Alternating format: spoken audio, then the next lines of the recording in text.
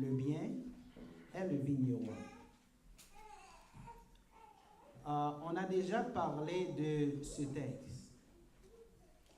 Cependant, souvent on oublie l'essence même du message véhiculé par les textes. C'est pourquoi nous prenons plaisir de les revisiter au bénéfice de tous ceux qui oublient et également de ceux qui n'avaient pas encore eu le privilège d'entendre l'Évangile. Chers amis, comme vous le savez, l'Église de notre Seigneur Jésus-Christ a comme principe de s'attacher au texte original. Et quand nous parlons de texte original, nous voyons le grec puisque nous sommes dans le Nouveau Testament. Et l'hébreu pour l'Ancien Testament. Ici, nous sommes en Jean 15, 1er. C'est une traduction que nous venons de lire pour vous, mais dans le texte original, nous voyons ego eimi, he ampelos, he aletine, kai ho pater mu, ho georgos, esti. Ego eimi, ici on a moi, je suis. Ego, c'est le pronom personnel, mais lorsque c'est employé avec un verbe, bien, on a ce qu'on appelle une emphase, parce que le verbe en grec a déjà le pronom imbriqué dans la forme verbale. Donc, eimi, c'est je suis. Donc, ego, c'est je. On ne peut pas dire je suis, mais c'est moi, je suis. Par cette tournure, nous voyons que le locuteur, le Seigneur qui parlait, mettait emphase sur sa personne. Il est au centre de ce qu'il va dire. Et il a dit, he ampelos, la vigne. Moi, je suis la vigne. Mais pas n'importe quelle vigne. Il a ajouté, he alethine, la vraie. Moi, je suis la vigne, la vraie. Est-ce qu'il existait une fausse vigne? Non. C'est parce qu'il existait une vigne symbolique ou figurative, si vous voulez. Mais Jésus lui-même, c'est la vraie vigne. Ce matin, nous expliquions que l'agneau pascal utilisé pour la fête de Pâques, c'était un symbole de Jésus-Christ. Jésus-Christ, c'est le vrai agneau. Donc, dans l'Ancien Testament, généralement, vous allez trouver des choses qui existaient. Parce que le peuple juif était considéré comme la vigne de Yahweh dans l'Ancien Testament. Mais ce n'était pas la vraie vigne. Mais Jésus-Christ, lui, c'est la vraie vigne. Et l'emploi de aletinos au lieu de aletes, parce que ces deux mots signifient vrai. Mais aletes, c'est dans la réalité, concrètement. Donc, les disciples savaient déjà que Jésus-Christ était réel. Ils vivaient avec lui. Donc, Jésus-Christ n'a pas utilisé aletes, mais il a utilisé alethine. C'est la forme féminine de aletinos.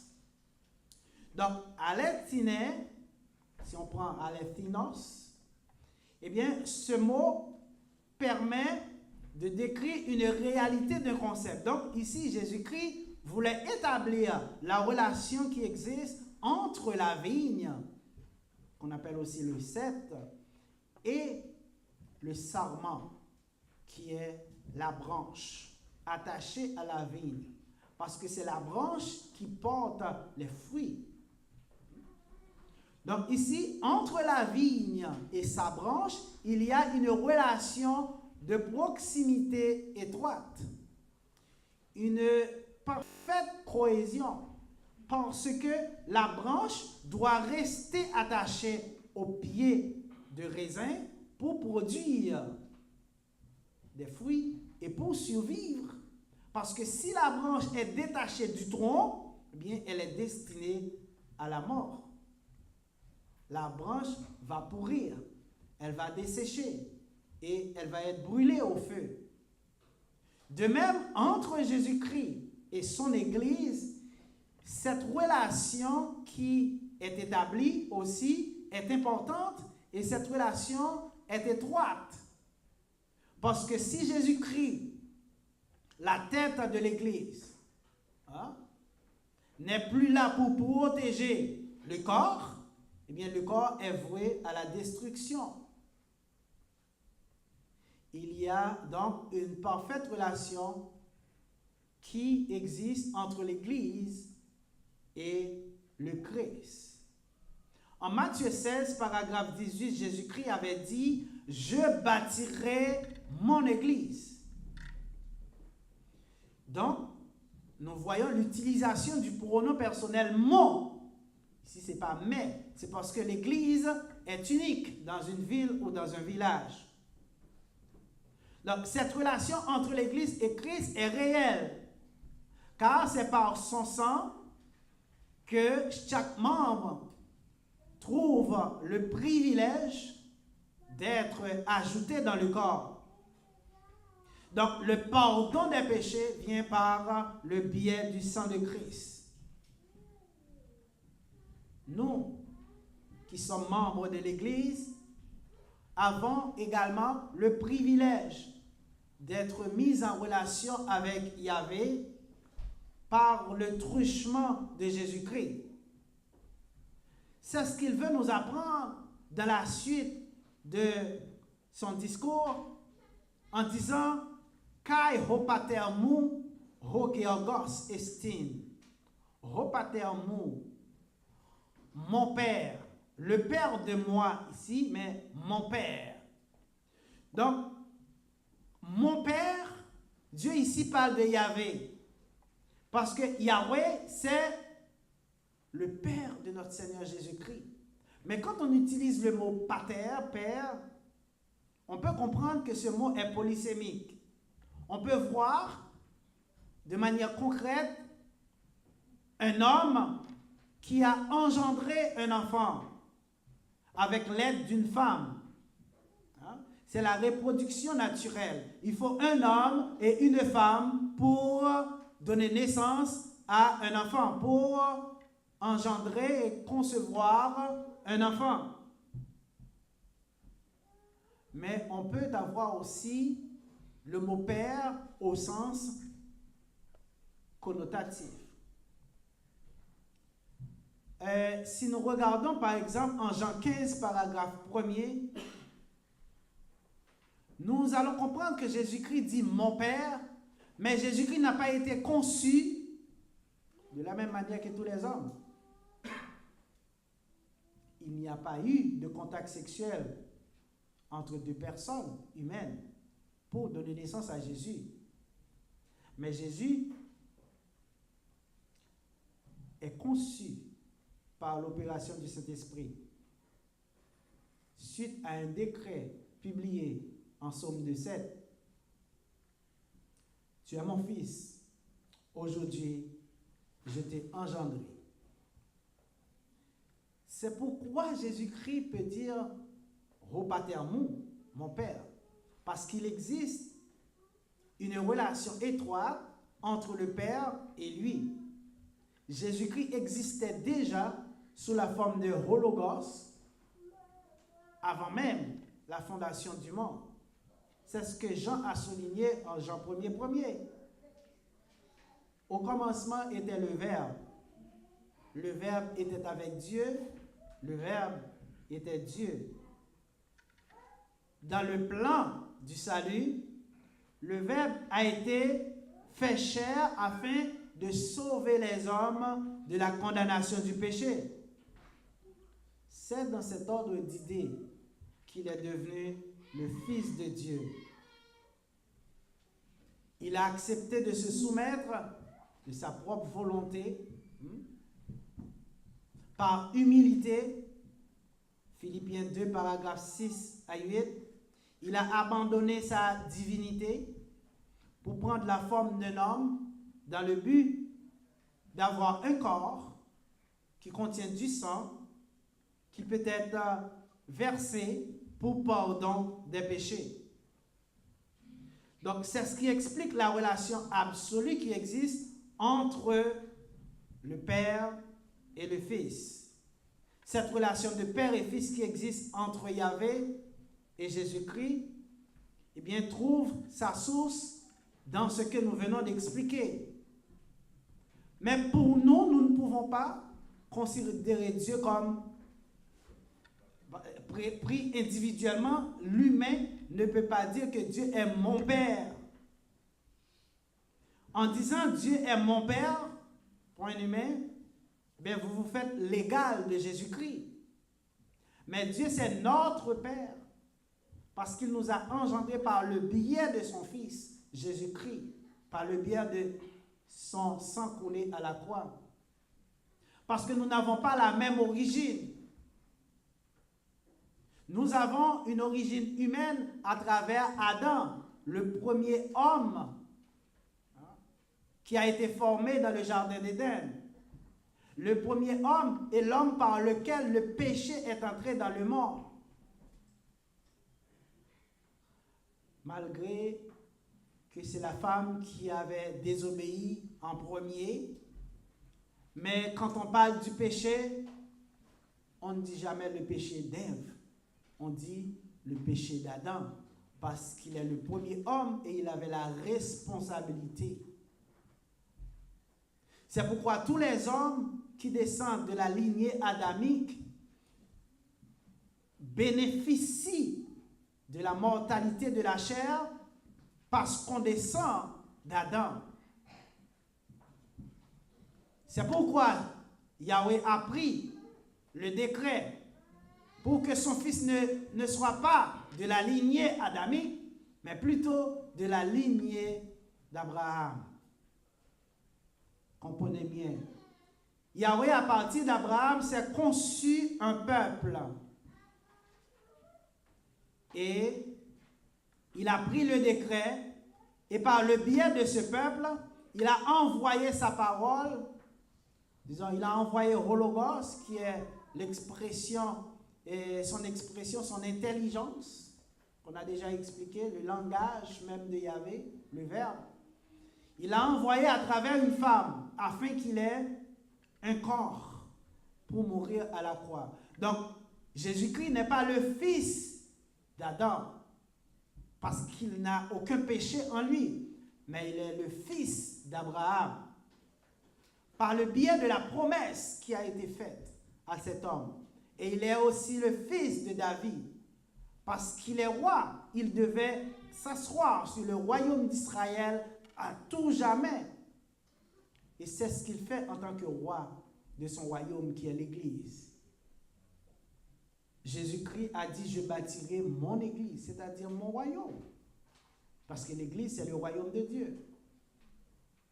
Lorsque vous regardez 1 Corinthiens 15, 24, il va revenir, il va prendre le royaume qui est l'Église pour remettre à son Père.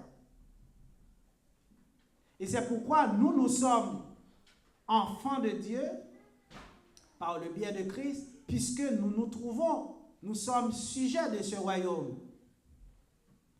Donc, chers amis, au sens concret, lorsque quelqu'un vous a engendré, vous êtes son fils au sens concret.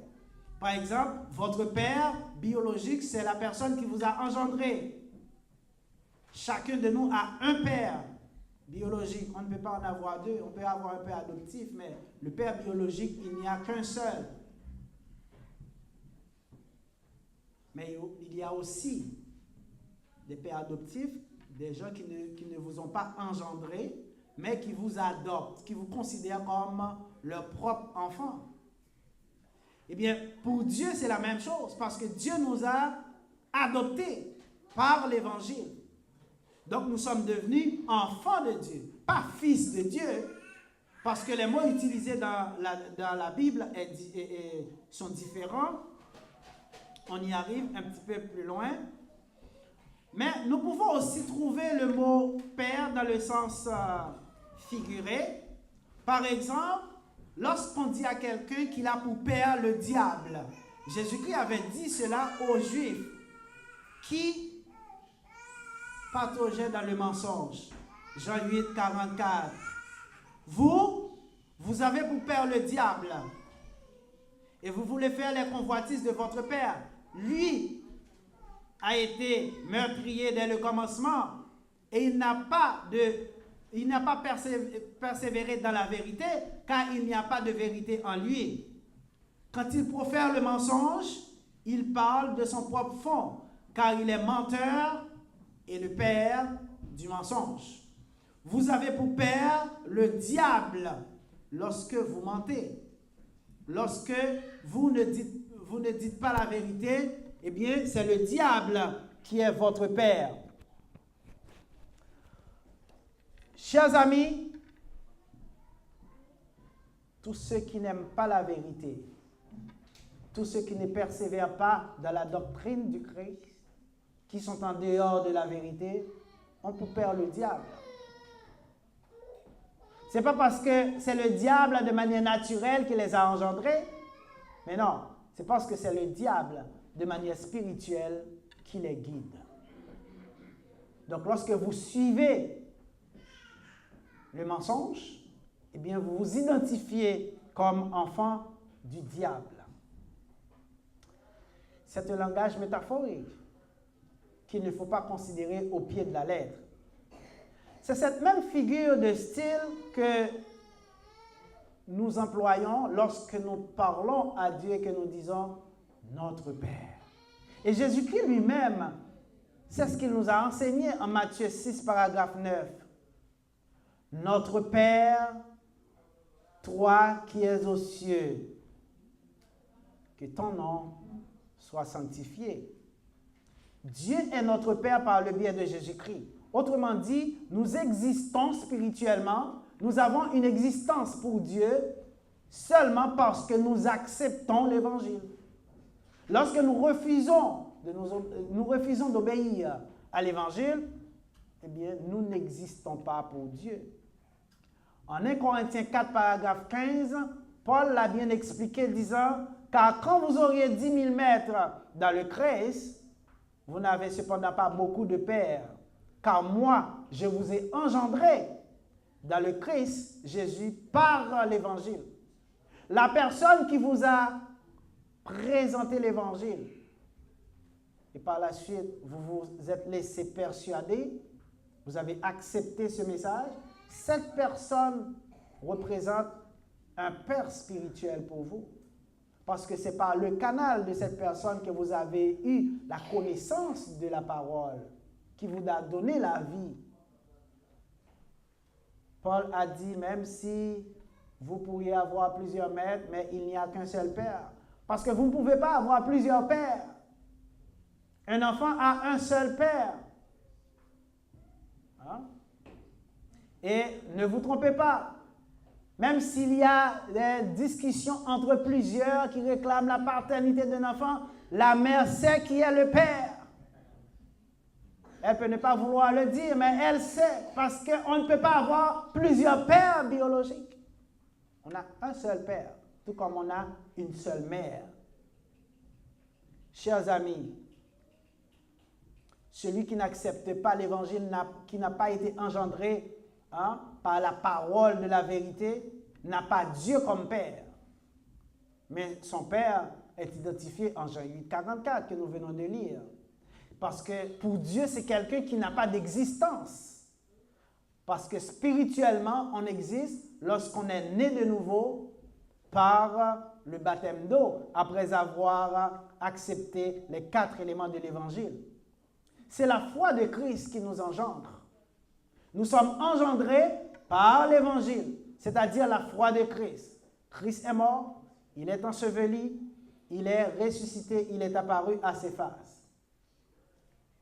Donc, lorsqu'on accepte ces 4 éléments, on se fait baptiser dans l'eau pour pardon de nos péchés, eh bien, nous sommes nés de nouveau. Nous avons une nouvelle naissance, une nouvelle identité. Chers amis, Jésus-Christ est le Fils unique de Dieu. Selon Jean 1er, paragraphe 18, nous voyons homonogenes hios, le Fils unique de Dieu. le Fils unique, mais de Dieu. Maintenant, attention, nous l'avons expliqué à plusieurs reprises, l'adjectif unique a un sens différent lorsqu'il est placé avant ou après le vocable, le nom. Le Fils unique de Dieu, ça veut dire le Fils exceptionnel. Ça veut dire qu'il est né par le biais d'un décret sans relation sexuelle entre deux humains, entre un homme et une femme.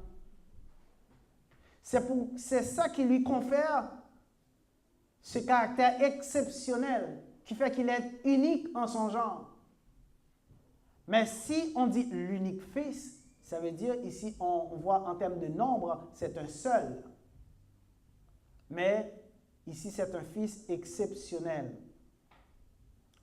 Mais nous ne sommes pas devenus fils de Dieu par un décret, mais nous sommes devenus enfants de Dieu par le biais de la parole que nous avons acceptée. C'est pourquoi nous voyons Tekna Théou, enfant de Dieu. Jean 1er, paragraphe 12. À tous ceux qui l'ont reçu, eh bien, le langage, le verbe, a donné le pouvoir de devenir enfant de Dieu. Pas fils de Dieu, mais enfant de Dieu. Parce que nous n'avons pas la même nature biologique que Dieu. Nous sommes devenus enfants par le biais de l'Évangile. Et c'est ce que nous voyons en Jacques 1er, 25. De sa propre parole, Dieu nous a engendrés, de sa propre volonté, je m'excuse, Dieu nous a engendrés par la parole de la vérité, pour que nous soyons une sorte de prémisse de ces créatures. Donc, étant engendrés par la parole de la vérité, nous devons rester fidèles à cette parole qui nous a donné naissance, parce que si nous abandonnons, si nous laissons cette parole, eh bien notre existence est compromise. Puisque nous pouvons continuer à exister seulement si nous restons attachés à cette parole. C'est pourquoi Jésus-Christ a dit, « Je suis la vigne, la vraie. » Tout sarment qui reste attaché à moi va survivre et va produire du fruit. Si on est détaché de Jésus-Christ, on n'a plus d'existence spirituelle et notre vie est vouée à la destruction. Chers amis, c'est pourquoi l'Église doit persévérer dans l'enseignement, dans le suivi de l'Évangile, l'enseignement des apôtres, Actes 2, 44 à 47. Ils persévéraient dans l'enseignement des apôtres. Ils ont été ajoutés dans l'ensemble, dans un seul lieu pour persévérer, pour rester attachés. Parce que si la branche est détachée du tronc, mais la branche n'aura pas la possibilité de se nourrir. Parce que ce qui nourrit la branche, c'est la sève qui se trouve dans le tronc. Et si vous êtes détaché du tronc, vous n'avez pas de nourriture. Si on est détaché de l'Église, spirituellement, on va mourir parce qu'on n'aura pas la parole pour nous permettre de rester en vie. Spirituellement, c'est la parole qui doit nous garder en vie. C'est pourquoi nous persévérons dans l'enseignement des apôtres.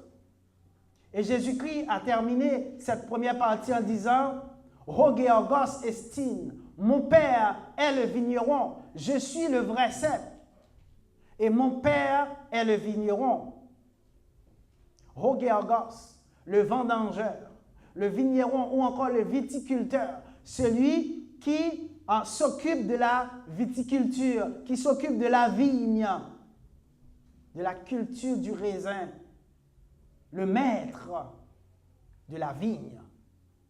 Parce que n'oubliez pas que dans le plan du salut, Yahweh a pris sa parole, ou du moins son langage, hologos, qu'il a envoyé sous une forme humaine pour sauver l'humanité.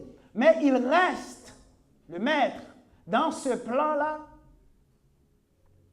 Et lui, il décide de retrancher les branches inutiles, de les brûler au feu et d'émonder, c'est-à-dire de renforcer les branches qui sont utiles, qui portent de fruits, afin que ces branches-là puissent porter plus de fruits. Donc, Yahweh, c'est le possesseur. Donc, l'Église est la propriété de Dieu, la propriété de Yahvé. C'est pourquoi on parle de l'Église de Dieu, l'Église de Christ.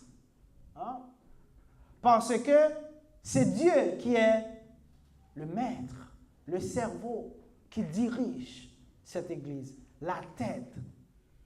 C'est celui qui décide quel sarment doit rester attaché et quel sarment doit partir. Le sarment ou la branche représente l'Église qui est attachée à la doctrine du Christ. Donc, si l'Église n'est pas attachée à la doctrine du Christ, cette Église ne va pas porter des fruits qui sont agréables aux propriétaires de la vigne. Et qu'est-ce qui va arriver si la branche est inutile? Le propriétaire de la vigne, le vigneron, il va couper cette branche pour permettre aux autres branches qui portent des fruits de porter beaucoup plus de fruits. En Galates 5, paragraphe 22, on voit les fruits de l'esprit que nous devons cultiver, que nous devons apporter, que nous devons avoir en nous. Parce que quand on dit l'Église, il faut voir les membres qui forment la congrégation. L'Église, ce n'est pas la construction physique, la maison où nous nous trouvons, mais c'est l'ensemble de tous les croyants, de nous tous qui avons cru à l'Évangile, qui forment l'Église du Seigneur. Et l'un des fruits les plus importants que nous devons porter, c'est l'amour. Et agapé. L'amour, chers amis, l'amour divin, c'est ce qui se donne sans rien attendre en retour. En 1 Corinthiens 13, Paul a énuméré, en fait, a présenté les caractéristiques de cet amour. Vous devez avoir de l'amour dans votre cœur pour tous les hommes, particulièrement pour vos frères, pour vos sœurs. Parce que le premier commandement de la loi de Christ, c'est aimer Dieu, aimer vos prochains comme vous-même. Il n'y a que 2 commandements qui résument toute la loi de Christ. C'est l'amour de Dieu, l'amour du prochain. L'amour du prochain, Dieu ne nous demande pas d'aimer ceux qui nous aiment. Il ne nous demande pas d'aimer ceux qui sont gentils avec nous. Dieu nous demande d'aimer tout le monde. Et surtout ceux qui ne sont pas nos amis.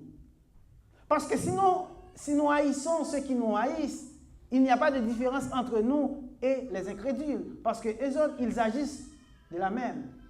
Mais nous devons établir la différence par le biais de l'amour que nous allons témoigner à tout le monde, peu importe qui est cette personne, peu importe ce que la personne nous aurait fait, mais nous devons l'aimer parce que c'est le commandement de Dieu pour avoir le salut au dernier jour.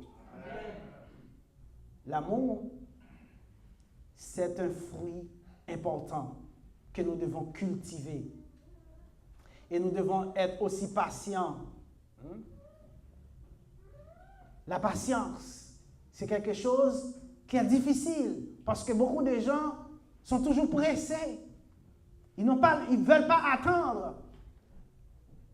Mais le chrétien doit être patient parce que Dieu, devant lui, un jour, c'est comme 1000 ans et 1000 ans, c'est comme un jour.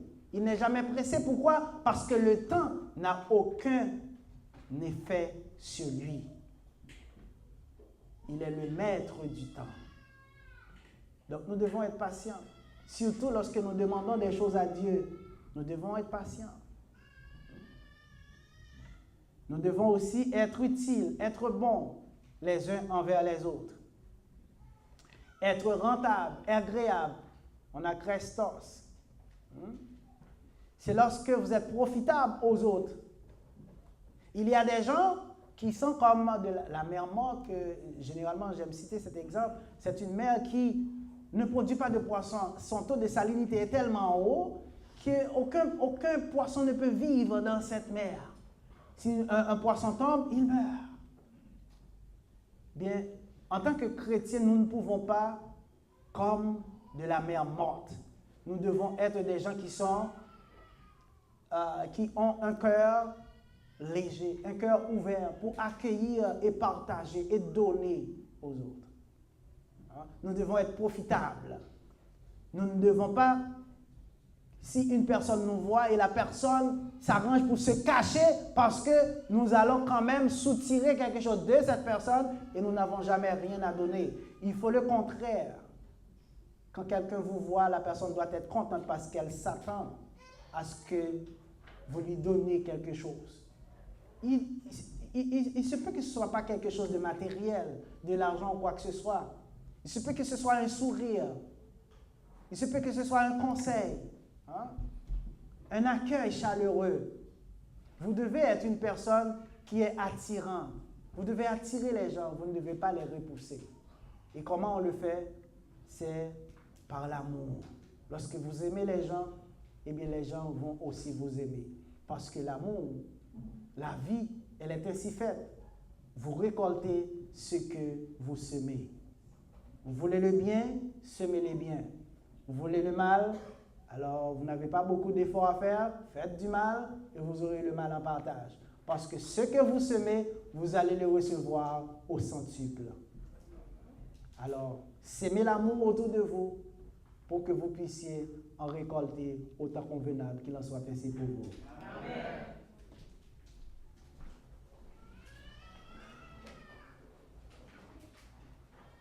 Yahweh des siècles, Dieu d'amour, Dieu de bonté, de gloire et de miséricorde, nous te remercions de ton amour, de ta grâce infinie. Merci de nous avoir gardés. Merci de nous avoir donné cet honneur de partager ta parole à ton Église.